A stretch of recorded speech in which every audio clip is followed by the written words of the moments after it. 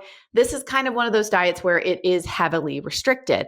And part of the big concerns from a dietetic standpoint is if it's super restrictive, that also means that you may or may not be getting the nutrients that you need in order to thrive, right? The nutrients you need in order to perform optimally from a physical and a mental standpoint, right?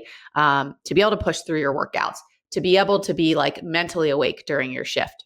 So some of the things, again, that carnivore cuts out are your fruits and your veggies. And the biggest nutrient, well, maybe not the biggest, but one of the big nutrients of concern there is, for anybody who knows me, I'm the biggest fiber nag you will ever meet, right? Fiber is my favorite nutrient, mostly because most of my first responders, regardless if they're on carnivore or not, are not getting enough fiber in their diets.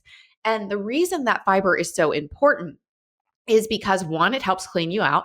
So actually, one of the biggest challenges is on carnivore is people get constipated, right? Or their bowel movements go completely out of whack. And part of that is because fiber helps push things out. So it'll help bulk things up if you go in too frequently, and it'll push things out if you're not going enough. And on carnivore, there is no option to get fiber. You can't do fruits, you can't do veggies, you can't do whole grains. You can only do animal-based products, and animal-based products do not have fiber. So that's a big concern from a health perspective, because fiber is an indigestible form of carbohydrate that helps clean you out, but it also helps with regulation of cholesterol. So between the high saturated fat intake and the lack of fiber, we can see LDL cholesterol start to skyrocket.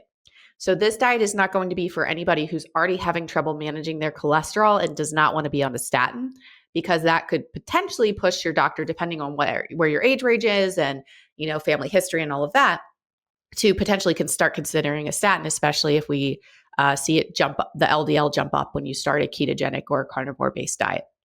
So fiber helps with that as well. The other thing that we see with fiber is there are some studies that are suggesting that for every 10 grams of fiber someone increases, they see a 10% reduction in all-cause mortality, which is huge. So this is particularly in populations who are, deficient in fiber or don't eat enough fiber to begin with. So, if you're already at 25 grams of fiber, 30 grams of fiber, like that may not really, you may not see that same benefit, right?